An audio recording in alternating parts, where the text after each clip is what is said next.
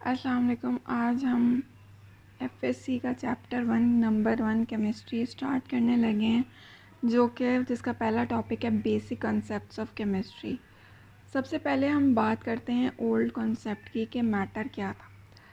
Matter को old concept के according matter को एक सिंपल इनडिविजिबल पार्टिकल कंसीडर किया जाता था और ये सोचा जाता था ये सबसे छोटा पार्टिकल है जिसको आप फर्दर डिवाइड नहीं कर सकते। डेमोक्राइटस एक साइंटिस्ट था जिसने इसका नाम एटोमोस रखा और डेमोक्राइटस एक ग्रीक फ़िलासफ़र था, साइंटिस्ट भी नहीं था, ग्रीक फ़िलासफ़र था। और उसके जो आइडियाज़ थे वो एक्सपेरिमेंटल एविडेंसेस पे नहीं थे, क्योंकि वो फ़िलासफ़र था इसलिए उसके आइडियाज़ भी एक्सपेरिमेंटल एविडेंसेस पे थे। उसके बाद बात करते हैं 17th सेंचुरी में। 17th सेंचुरी में हमने प्योर सब्सटेंसेस की क्वांटिटेटिव स्टडी की और उनकी कंपोजिशन की भी स्टडी की, जिससे हमें पता चला कि how elements combine to form compounds, कि किस तरह एलिमेंट्स कंबाइन करते हैं और कंपाउंड्स बनाते हैं। Similarly how compounds could be broken down into their constituent elements. Quantitative study से हमें पता चला कि कैसे एलिमेंट्स कंपाउंड बनाने के लिए एक दूसरे के साथ कंबाइन करते हैं और कैसे कंपाउंड्स को सिंपल एलिमेंट्स में उनके कंस्टिट्यूएंट एलिमेंट्स के दरमियान कैसे ब्रोक किया जाता है।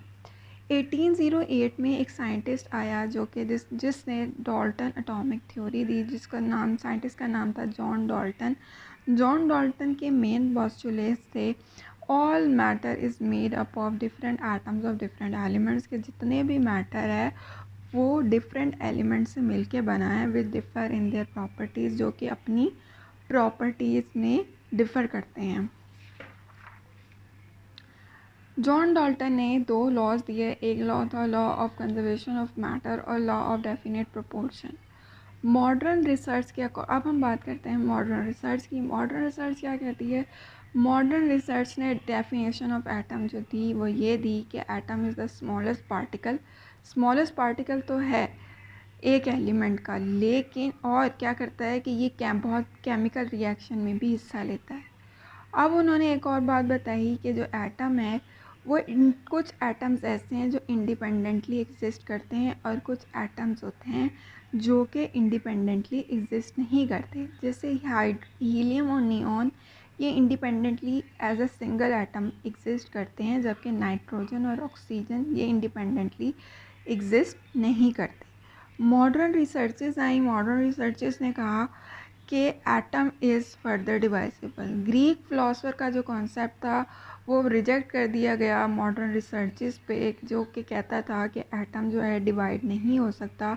मॉडर्न रिसर्चेस ने हमें बताया कि एटम फर्दर डिवाइसेबल है और एटम के सब एटॉमिक पार्टिकल्स हैं जो कि हमें पता है इलेक्ट्रॉन, प्रोटॉन, न्यूट्रॉन, और ये इन पार्टिकल्स को हमने फंडामेंटल पार्टिकल्स कहा।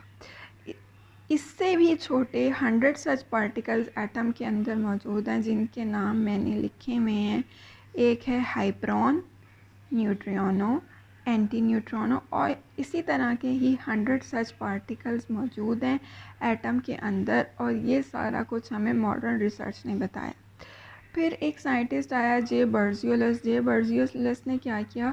जे बर्जियोलस ने एटॉमिक मैसेज ऑफ एलिमेंट्स को फाइंड आउट किया और जो उसकी वैल्यूज़ हैं वो अब की मॉडर्न वैल्यूज़ के बिल्कुल करीब हैं।